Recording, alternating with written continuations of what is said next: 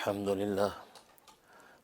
لله نحمده ونستعينه ونستغفره ونؤمن به ونتوكل عليه ونعوذ بالله من شرور أنفسنا ومن سيئات أعمالنا من يهده الله فلا مضل له ومن يضلله فلا هادي له ونشهد أن لا إله إلا الله وحده لا شريك له ولا نظير له ولا مثل له ولا مثال له ونشهد أن سيدنا وسندنا وشفينا وشفيع أمرنا وحبيبنا وحبيب ربنا ومولانا محمدا عبده ورسوله أرسله الله إلى كافة للناس بشيرا ونذيرا وداعيا إلى الله بإذنه وسراجا منيرا أما بعد فأعوذ بالله من الشيطان الرجيم بسم الله الرحمن الرحيم الرحمن علم القرآن خلق الإنسان علمه البيان. صدق اللہ. بزرگان محترم، برادران عزیز اور میری اسلامی بہنیں، اللہ تبارک و تعالیٰ کا احسان ہے کہ آج تفسیر قرآن کا دوسرا درس ہے، اور جیسا کہ میں نے عرض کیا تھا کہ تعلیم قرآن یہ در حقیقت تخلیق انسان کا مقصد ہے. گویا کہ مقصد انسان جو ہے تعلیم قرآن ہے کہ انسان قرآن کریم کی تعلیم حاصل کرے. اور یہ بات آپ جانتے ہیں کہ جب کوئی چیز اپنے مقصد میں اور اپنی غرض کے اندر استعمال ہوتی رہے تو وہ کامیاب اور کارآمد کہلاتی ہے، اور اگر وہ اپنے مقصد اور اپنے غرض میں استعمال نہ ہو تو وہ گویا کہ چیز ناکام ہے. اور خود خالق کائنات کو بھی انسان سے یہی مطلوب ہے کہ انسان دنیا اور آخرت میں کامیاب ہو. اس لیے 5 وقتہ اللہ کا منادی پکارتا ہے، حی علی الفلاح، حی علی الفلاح، آؤ کامیابی کی طرف، آؤ کامیابی کی طرف. اور اس کامیابی کو مطلق رکھا ہے، دنیا کی کامیابی، آخرت کی کامیابی، انفرادی کامیابی، اجتماعی کامیابی، ملکی کامیابی، ریاستی کامیابی، بین الاقوامی کامیابی، عالمگیر کامیابی، جسمانی کامیابی، روحانی کامیابی. تو کامیابی کا کوئی بھی، فلاح کا کوئی بھی فرد اس کائنات کے اندر موجود ہو، وہ یہاں مطلوب ہے کہ حی علی الفلاح، آؤ کامیابی کی طرف. اور اس سے پہلے فرما حی علی الصلاح، آؤ نماز کی طرف، آؤ نماز کی طرف. تو سوال پیدا ہوتا ہے کہ نماز کی طرف کیوں آئیں، آخر اس سے ہمیں کیا ملے گا؟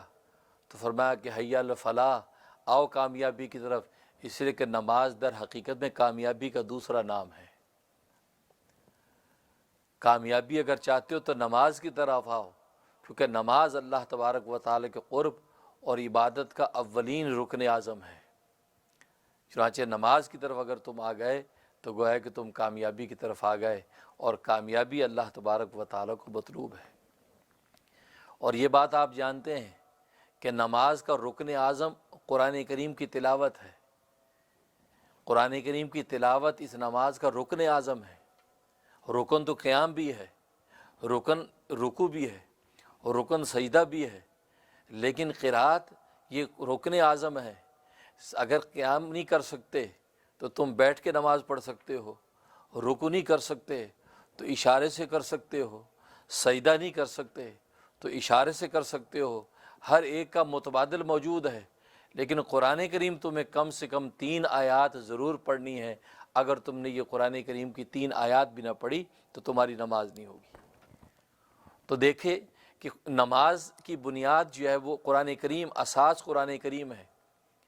جس کے بارے میں نے کہا کہ قرآن کریم اصل میں مقصد حیات ہے، اور نماز یہ کامیابی کا دوسرا نام، اور نماز کس کے اوپر بنیاد ہے؟ قرآن کریم پر، کہ قرآن کریم اور قرات کا کوئی متبادل نہیں ہے۔ اس لیے ہم نے یہ درس قرآن کا سلسلہ شروع کیا، اور ہم شکر گزار ہیں کہ رحم ٹی وی کی مینجمنٹ کے کہ انہوں نے یہ اہتمام کیا کہ درس قرآن اور تفسیر قرآن سامنے آئے، اور میری چاہت یہ ہوئی کہ قرآن کریم کے حقائق اور معارف، اس کے مطالب اور رموز بھی بیان کروں، تاکہ اہل علم ان جو ذوق رکھتے ہیں علم کا ان کو لطف آئے، اور ساتھ ساتھ اصلاحی اور اسی طریقے سے تزکیے کے حوالے سے بھی گفتگو جاری رہے۔ تو الحمدللہ تو قرآن کریم یہ مقصد حیات، اور جیسا کہ پہلے درس میں نے عرض کیا تھا کہ قرآن کریم کی پہلی آیت بسم اللہ الرحمن الرحیم ہے، یہاں سے اللہ تبارک و تعالی نے قرآن کریم کو شروع کیا ہے، اور بسم اللہ کو با سے شروع کیا۔ قرآن کریم کی پہلی آیت با سے شروع ہوئی، اور قرآن کریم کی سب سے آخری آیت والناس سین پر ختم ہوئی۔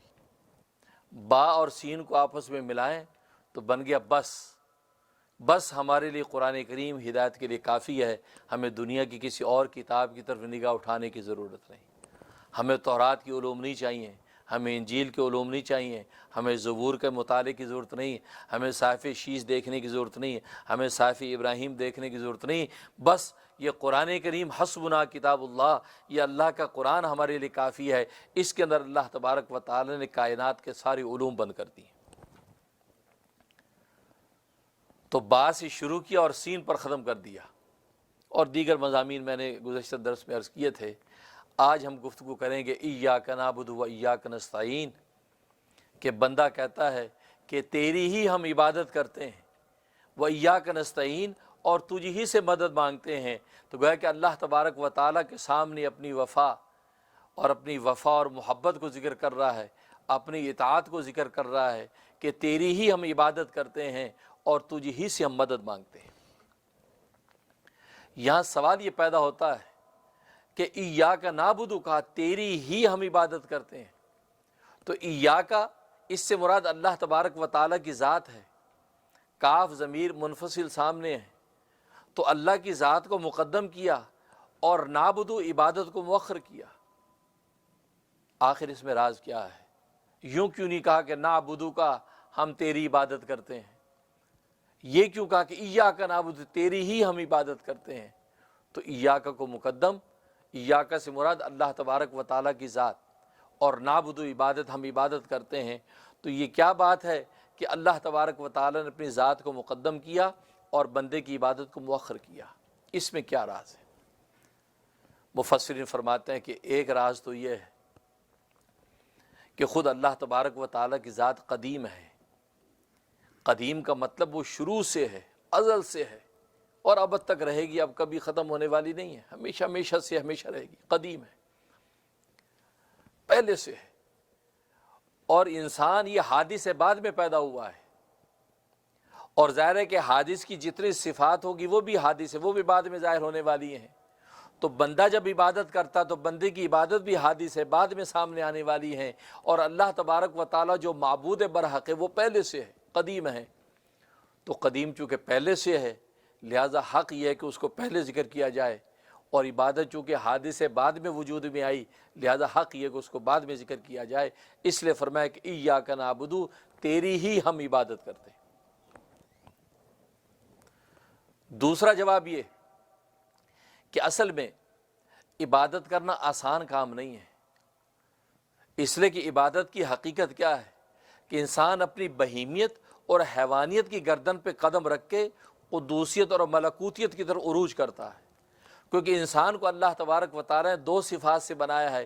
اس کے اندر بہیمیت اور حیوانیت بھی رکھی ہے، یہ اس کے اندر قوت ہوائیہ ہے، یعنی سرکشی کی قوت ہے، قوت غضبیہ ہے، غصہ اور جلال کی قوت ہے، قوت شاویہ ہے یعنی خواہش کی اس کے اندر قوت ہے، پھر شہوت بطنیہ ہے یعنی پیٹ کا تقاضا ہے، کھانے پینے کا تقاضا کرتا ہے، شہوت فرجیہ ہے، شرمگاہ کا تقاضا اس کے اندر موجود ہے۔ تو یہ ساری کی ساری قوتیں یہ بہیمیت کی قوتیں ہیں، یہ حیوانیت کی ہیں، ایک حیوان کے اندر بھی یہ ساری قوتیں پائی جاتی ہیں۔ جب تک یہ بہیمیت غالب رہتی ہے تو یہ بندہ اپنے اللہ کی طرف متوجہ نہیں ہوتا اور عبادت کے لیے جھکتا نہیں ہے۔ اور دوسرا اس کے اندر قدوسیت ہے، ملکوتیت، فرشتوں والا وصف اس کے اندر موجود ہے کہ یہ بندہ اللہ تبارک و تعالیٰ کی عبادت کرتا ہے، تسبیح کرتا ہے، ذکر و اذکار کرتا ہے، اللہ تبارک و تعالیٰ کو یاد کرتا ہے، تو اس کے اندر قدوسیت ہے۔ تو یہ دو وصف ہیں، تو گویا کہ انسان یہ بہیمیت اور قدوسیت کے سنگم پر ہے۔ جب اس پر بہیمیت غالب آتی ہے تو گناہ اور معصیت کی طرف دوڑتا ہے، جب اس پر قدوسیت غالب آتی ہے تو نیکی اور عبادت کی طرف دوڑتا ہے۔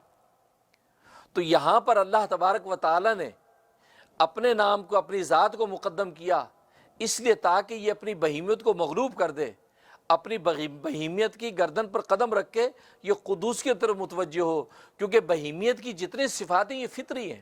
کھانا انسان کی فطرت ہے، پینا انسان کی فطرت ہے، خواہشات پوری کرنا انسان کی فطرت ہے، اور فطرت کے خلاف جانا یہ آسان کام نہیں۔ اب فطری قوتوں کو توڑ کر تبھی تو رمضان کے اندر روزے کی کتنی قیمت ہے، کیونکہ یہاں فطری قوتوں کو پامال کر کے انسان قدوسیت پر عروج کرتا ہے۔ تو اللہ تبارک و تعالیٰ فرماتے ہیں کہ الصوم لی وانا اجزی بھی، کہ روزہ خاص میرے لیے ہے، اس کا بدلہ براہ راست میں خود دوں گا۔ اس کا مقام بڑھ جاتا ہے، کیونکہ فطری قوتوں کو توڑ کر جانا آسان نہیں، اور یہ فطری قوتوں کو توڑ کر یہ قدوسی کی طرف جاتا ہے۔ تو چونکہ عبادت انسان کے نفس و شاق ہے، بہیمت و حیوانیت تک تقاضے پامال کرنا آسان نہیں تھا، اللہ تبارک و تعالی نے اپنی ذات کو پہلے ذکر کر دیا، محبوب نے اپنے جلوے کو پہلے دکھا دیا، تاکہ یہ محب اور عاشق اس محبوب کو دیکھے، محبوب کا دیدار کرے، تو اس کے لیے اس کی عبادت کرنا آسان ہو جائے۔ ظاہر ہے کہ دنیا کے معمولی محبوبوں کو انسان دیکھ لے، چنانچہ حضرت یوسف علیہ السلام کو اللہ تبارک و تعالی نے حسن و جمال کا معجزہ عطا کر رکھا تھا کہ بیگمات مصر نے جب دیکھا تو بجائے اس کے وہ پھلوں کو کاٹتی اپنی انگلیاں کاٹ بیٹھی، مبہوت ہو گئی دیکھ کر، ان کے حسن و جمال کو دیکھ کر مبہوت ہو گئی، اور کہنے لگی کہ یہ آسمان کا فرشتہ ہے، یہ زمین کا انسان نہیں ہے۔ تو سوچنے کا مقام کہ جس نے یوسف کو حسن و جمال بخشا، اس کے اپنے حسن و جمال کا کیا عالم ہوگا، جس نے گنے کے رس میں مٹھاس رکھی اس کی اپنی مٹھاس کا کیا عالم ہوگا، جس نے شہد کے اندر شیرینی رکھی اس کی اپنی شیرینی کا کیا عالم ہوگا، جس نے کائنات کو وسعت بخشی اس کی اپنی وسعت کا کیا عالم ہوگا، جس نے آسمانوں کو بلندیاں عطا کی اس کی اپنی بلندی کا کیا عالم ہوگا، جس سے کائنات کی آبشاروں کو اور دریاؤں کے روانیوں کو حسن و جمال بخشا ہے، اس کے اپنے حسن و جمال اور اس کی کشش کا کیا عالم ہوگا۔ اس لیے اللہ تبارک و تعالی نے اپنی ذات کو پہلے ذکر کیا، ایاکا، اپنی ذات کو پہلے ذکر کیا، اے بندے تو مجھ پر نگاہ تو ڈال، تو مجھ پر مشاہدے کی نگاہ تو ڈال، جب مجھ پر مشاہدے کی نگاہ ڈالے گا تیرے لیے نماز کیا، تیرے لیے اب جان کی قربانیاں دینا بھی آسان ہو جائے گا، خون کے نذرانے بہانا تیرے لیے آسان ہو جائے گا، مجاہدے کے پسینے کے قطرے بہانا تیرے لیے آسان ہو جائے گا۔ اس لیے اللہ نے ایاک نعبد کہا کہ تیری ہی ہم عبادت کرتے ہیں، یعنی اپنی ذات کو مقدم کر کے اپنا جلوہ حسن دکھایا۔ اس مومن نے اللہ اکبر کر کے ہاتھ باندھ لیے، اس لیے ایاکا کو مقدم کیا۔ اور تیسرا جواب یہ کہ اصل میں عبادت ہدیہ اور نذرانہ ہے جو اللہ تبارک و تعالیٰ کے حضور میں بندہ پیش کرتا ہے۔ ظاہر ہے کہ ہدیہ اور نذرانہ جس کو پیش کرنا وہ پہلے موجود تو ہو، پہلے وہ موجود ہوگا، اس سے آپ کے راہ و رسم بڑھیں گے، اس سے آپ کا ایک تعلق قائم ہوگا، اس کے بعد محبت سے آپ نذرانہ پیش کریں گے۔ کسی سے آپ کو راہ و رسم ہی نہیں ہے، کسی سے کوئی تعلق ہی نہیں، آپ ہدیہ لے کے پھر رہے ہیں، کس کو دینا ہے؟ اس لیے پہلے وہ ذات موجود ہونی چاہیے، وہ شخصیت موجود ہونی چاہیے جس کو آپ نے ہدیہ پیش کرنا ہے۔ اس لیے اللہ تبارک و تعالی نے اپنے ذات کو مقدم کر دیا، ایاک نعبد، تیری ہی ہم عبادت کرتے ہیں۔ گویا کہ ذات پہلے ہے، اب اس عبادت کو ہم نے عبادت کا نذرانہ اس کے حضور میں پیش کر دیا، اس لیے کہا ایاک نعبد۔ اور چوتھا جواب یہ کہ اصل میں اس بات کی طرف اشارہ کر دیا کہ بندے کو نگاہ معبود پر رکھنی چاہیے، اپنی عبادت پر نہیں۔ خدا پہ نگاہ رکھے، وہ عبادت پر نہیں، اپنی عبادت کو نہ دیکھے کہ میں نے بڑی عبادت کر لی، اس کو اپنے معبود کو دیکھنا چاہیے۔ جب یہ معبود کی عظمت و کبریائی کو دیکھے گا، اس کے جاہ جلال کو دیکھے گا، تو یہ سوچے گا کہ میری عبادت کی کوئی حقیقت ہی نہیں، معمولی چیز ہے، معمولی چیز ہے۔ تو اس کے اندر عجب پیدا نہیں ہوگا، اس کے اندر عجب پیدا نہیں ہوگا، تکبر پیدا نہیں ہوگا کہ میں نے عبادت کی ہے۔ کیونکہ ظاہر ہے کہ بادشاہوں کے بادشاہ کو جب دیکھا، یعنی اس کی ذات پہ نگاہ پڑی، تو اس کی عبادت اپنی حقیر لگنے لگی، کیونکہ اس کے شایان شان تو ہم عبادت کر ہی نہیں سکتے۔ یہ تو اس کا لطف و کرم ہے کہ وہ ستاری کے پردوں میں ڈھانپ کے ہماری عبادت قبول کر لیتے ہیں۔ لکھا ہے کہ حضرت حکیم الامت مجدد ملت مولانا اشرف علی تھانوی رحمہ اللہ تعالیٰ فرماتے ہیں کہ میرے پاس ایک خادم آیا، طالب علم، انہوں نے کہا جی حضرت تھوڑی دیر میں آپ کی خدمت کرنا چاہتا ہوں۔ اور آپ جانتے ہیں کہ پہلے زمانے میں بڑے بڑے پنکھے ہوتے تھے، اس کو پکڑ کے وہ مخدوم کو جھولتے تھے تو مخدوم کو بھی ہوا لگتی ہے اور دائیں بائیں لوگوں کو بھی ہوا لگتی تھی۔ تو اس خادم نے وہ پنکھا لے کے جھولنا شروع کر دیا طالب علم نے۔ حضرت فرماتے کہ وہ اتنی بے تمیزی کے ساتھ پنکھا جھول رہا تھا، کبھی میرے کان میں مار دیتا، کبھی میری ناک پہ مار دیتا، کیونکہ ظاہر ہے بڑا پنکھا ہے، وہ اس کو مارجن اندازہ نہیں ہوتا، تو حضرت کے کبھی سر میں لگتا، کبھی کان پہ لگتا۔ حضرت کہتے ہیں کہ میں اس کی خلوص نیت دیکھ کر کے وہ میری خدمت کرنے آیا ہے، میں نے صبر کیا، میں نے اس کو کچھ نہیں کہا۔ اب کبھی سر پہ مارتا، کبھی منہ پہ مارتا ہے، تو میں برداشت کرتا رہا۔ کچھ دیر اس نے خدمت کی، اس کے بعد کہا کہ حضرت اجازت ہے، میرا سبق ہے، میں جاؤں؟ ہاں ہاں اجازت، بالکل جاؤ۔ دل میں سوچا میاں نکلو پتلی گلی سے، یہ تو نے کیا خدمت کی، ہمیں تو عذاب میں مبتلا کر دیا۔ اب بالکل کانشیس بیٹھے کہ ابھی لگا اور ابھی لگا، یہ حالت تھی۔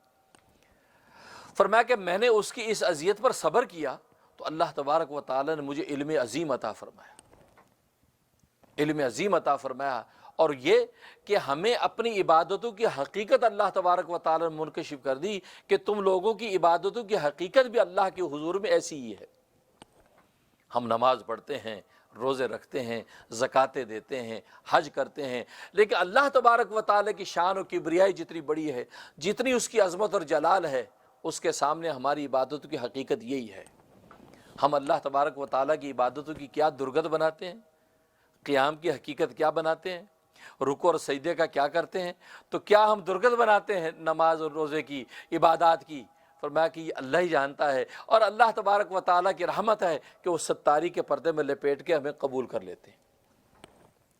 جیسے میں نے اس کی اس اذیت پر صبر کیا، وہ اپنے ذام میں بڑا خوش گیا کہ میں نے حضرت صاحب کی خدمت کی، لیکن حقیقت میں وہ حضرت صاحب سے کوئی پوچھے کہ اس نے کیا ہے، فرمایا کہ اللہ تبارک و تعالیٰ کی ذات بھی ایسی ہے، اس لیے اللہ تبارک و تعالیٰ کی ذات میں نگاہ رکھے گا عابد، اور معبود کی عظمت و جلال کو دیکھے گا تو اس کی عبادت حقیر لگے گی۔ ارے میں نے 2 سجدے کی کہ کیا کمال کیا، ارے میں نے یہ مہینے کے رمضان کے روزے رکھے تو کیا کمال کیا، ارے میں نے اگر لاکھوں اگر زکوٰۃ بھی بانٹ دی تو کیا کمال کیا، میں نے حج کے اندر لبیک اللہم لبیک کے نعرے لگائے، حج کی گرمی اگر میں برداشت کری تو کیا کمال کیا۔ اس لیے کہ وہ رب کائنات تو وہ ہے کہ آسمان کے فرشتے تو کیا، کائنات کے ذرے، دریاؤں کے پانی کے قطرے، قطروں میں دوڑنے والے جراثیم، یہ سب اللہ تبارک و تعالیٰ کو پکارتے ہیں، درختوں کے پتے سبحان اللہ کی تسبیح کرتے ہیں، کائنات کی فضائیں اللہ تبارک و تعالیٰ کو یاد کرتی ہیں۔ میری عبادت کی کیا حقیقت ہے، اللہ تبارک و تعالیٰ کو پکارنے والے تو بہت ہیں، تو عجب نہیں آتا، تو گویا کہ اس کے دل میں یہ عجب اور خود پسندی نہیں آتی، یار ہم نے عبادت کی، اس لیے فرمایا کہ ایاکا میں مقدم کر دیا۔ اور اس کے بعد 5واں جواب یہ فرمایا کہ ایاکا یہ مفعول مقدم ہے، اور نعبدو اس کے بعد ہے، تو مفعول کو جب مقدم کیا جائے تو یہ حصر کا معنی دیتا ہے۔ حصر کا مطلب وہی جو میں ترجمہ کر رہا ہوں کہ ایاک نعبدو، تیری ہی ہم عبادت کرتے ہیں۔ اس حصر کے اندر اللہ تبارک و تعالی نے شرک کو کاٹ دیا ہے، اس لیے کہ جیسے پہلے درس میں بتایا کہ کیا کیا مشرکانہ عقائد اس کائنات کے اندر موجود ہیں، گویا کہ 6-7 قسم کے مشرکانہ عقائد کائنات میں موجود، کوئی چاند کو پوجنے والا، کوئی سورج کے سامنے سجدے کرنے والا، کوئی ستاروں کو جو ہے دیوتا ماننے والا، کوئی فرشتوں کو اللہ کی بیٹیاں کہہ کے ان کو سجدہ کرنے والا، کوئی دریا کی روانیوں کو دیوتا ماننے والا، کوئی درختوں کی پوجا کرنے والا، کوئی آگ کو خدا سمجھنے والا، تو کوئی انسانوں کو خدا بنا کر ان کے سامنے سجدے کرنے والا۔ تو گویا کہ کائنات کے اندر معبودان باطل لگے ہوئے ہیں، ایک انبار ہے شرک کا۔ تو اللہ تبارک و تعالیٰ نے ایاکا کو مقدم کر کے اس شرک کے ساری کی ساری جڑیں کاٹ دی کہ بندہ یہ کہتا ہے ایاکا نعبدو، تیری ہی ہم عبادت کرتے ہیں، ہی عبادت کرتے ہیں، اس کا مطلب کسی اور کی عبادت نہیں کرتے، گویا کہ ہم موحد ہیں اور توحید کے اعلیٰ مقام پر فائز ہو کر اے رب کریم تیرے سامنے سجدہ کرتے ہیں۔ اگر کہتے ہیں نعبدو کا، اس کا ترجمہ ہوتا ہم تیری عبادت کرتے ہیں، تیری عبادت کرتے ہیں، کسی اور کی کرتے ہیں یعنی اس کی نفی نہیں ہے، تو مطلب کہ کسی اور کی بھی کرتے ہیں۔ تیری عبادت کر، تیری ہی عبادت کرتے ہیں، اس کا مطلب سے تیری ہی کرتے ہیں، تیری بھی نہیں، تیری بھی عبادت کرتے اگر کہے گا تو یہ مشرک ہے، اس لیے کہ اللہ کی بھی عبادت کرتا ہے، اور مشرک کو مشرک کہتے اس لیے ہیں کہ وہ اللہ کو بھی معبود مانتا ہے لیکن اللہ کی ذات و صفات کے ساتھ کسی اور کو بھی شریک ٹھہراتا ہے۔ اس لیے یہاں پر اس ایاکا کو مقدم کر کے کہہ دیا ایاکا نعبدو، تیری ہی ہم عبادت کرتے ہیں۔ اس کے بعد کہا تھا نعبدو، ہم تیری عبادت کرتے ہیں، جمع کا صیغہ استعمال فرمایا، حالانکہ ہر بندہ اپنی اپنی عبادت کرتا ہے۔ ایاکا اعبدو ہونا چاہیے تھا، تیری ہی میں عبادت کرتا ہوں، ہر بندہ اپنی اپنی عبادت کی بات کرے، لیکن یہاں پر فرمایا کہ ایاکا نعبدو، ہم تیری ہی عبادت کرتے ہیں، تو جمع کا صیغہ کو استعمال فرمایا۔ اکیلا نماز پڑھ رہا تو بھی کہتا ہے ایاکا نعبدو، ہم تیری ہی عبادت کرتے ہیں، حالانکہ اکیلا نماز پڑھ رہا ہے۔ اجتماعی نماز پڑھ رہا ہے تو بھی کہتا ہے ایاکا نعبدو، ہم تیری ہی عبادت کرتے ہیں۔ تو آخر یہ جمع کا جو صیغہ لائے اس میں کیا راز ہے؟ اس کا ایک جواب یہ کہ اصل میں پہلے جو فرمایا تھا الحمدللہ رب العالمین، رب العالمین سارے جہانوں کو پالنے والا ہے، سارے جہانوں کا مربی ہے، اور جہان کتنے ہیں اس عالم میں؟ ایک روایت میں آتا ہے، ابو ہریرہ رضی اللہ تعالیٰ عنہ کی روایت ہے، فرمایا کہ اس کائنات کے اندر جو ہے 35,000 جہان ہیں، 35,000، اور دوسری روایت ابو سعید خدری رضی اللہ تعالیٰ عنہ کے فرمایا کہ 85,000 جہان ہیں، 85,000۔ یہ ایک جہان ہے، یہ دنیا یہ ایک جہان ہے، اللہ تبارک و تعالیٰ کے 85,000 جہان ہیں، اور آج تو سائنس ٹیکنالوجی نے اس بات کو پروو کر دیا کہ یہ جو یونیورس ہے اس کے علاوہ اور بہت یونیورسز ہیں، ان کے نشان و پتے ملتے ہیں۔ وہ کہ نبی پاک صلی اللہ علیہ وسلم جو فرمایا کہ 85,000 جہان، تو رب العالمین سارے جہانوں کا پالنے والا ہے۔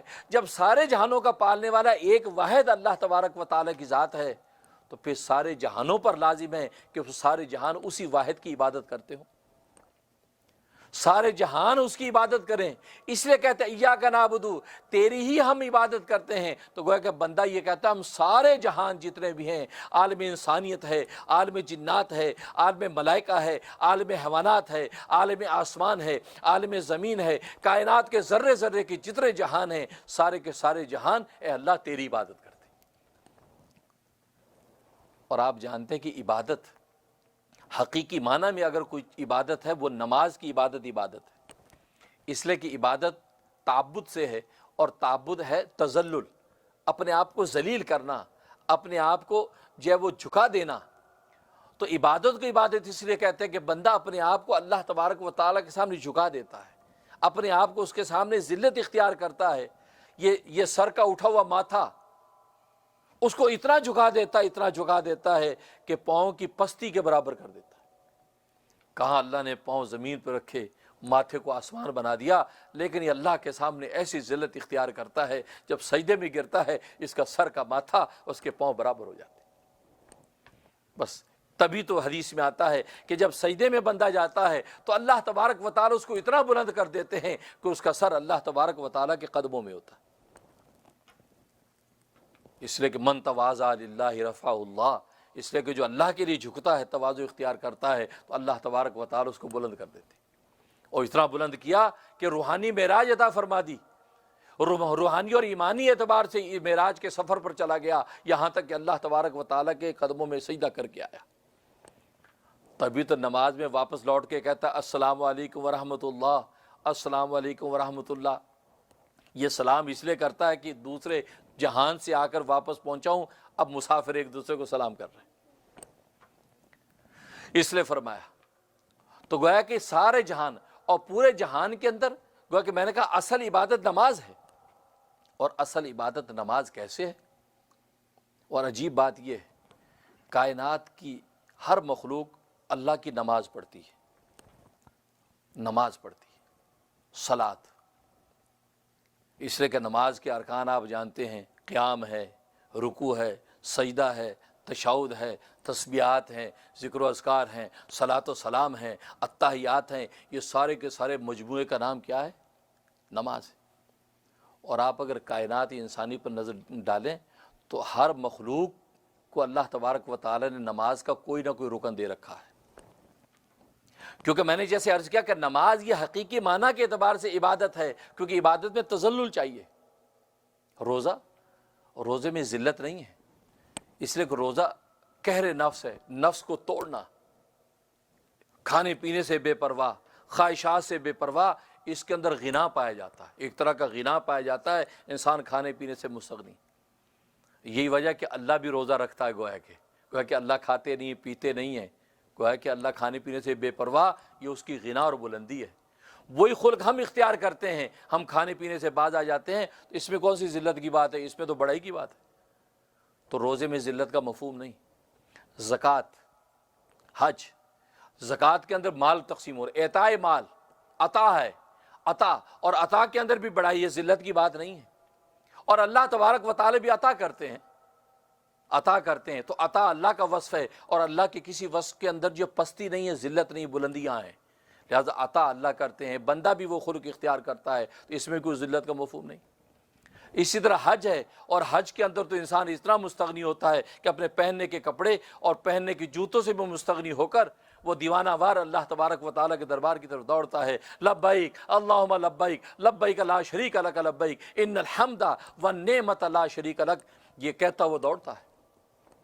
تو گویا کہ سب عبادتوں کے مفہوم میں استغنا پایا جاتا ہے، اس کسی میں ذلت کا مفہوم نہیں، لیکن چونکہ اللہ تبارک و تعالیٰ نے اس کو عبادت قرار دے دیا، حکم دے دیا، اس لیے وہ عبادت ہے، فرض ہم اس کو پورا کرتے ہیں، لیکن عبادت کا ذلت کا حقیقی جو مفہوم ہے صرف نماز میں پایا جاتا ہے، اور نماز پورے عالم کے اندر اللہ نے تقسیم کر دی ہے۔ اس پر انشاءاللہ میں گفتگو کروں گا، اور آپ چھوٹا سا وقفہ ہم لیتے ہیں، آپ میرے ساتھ رہیے گا۔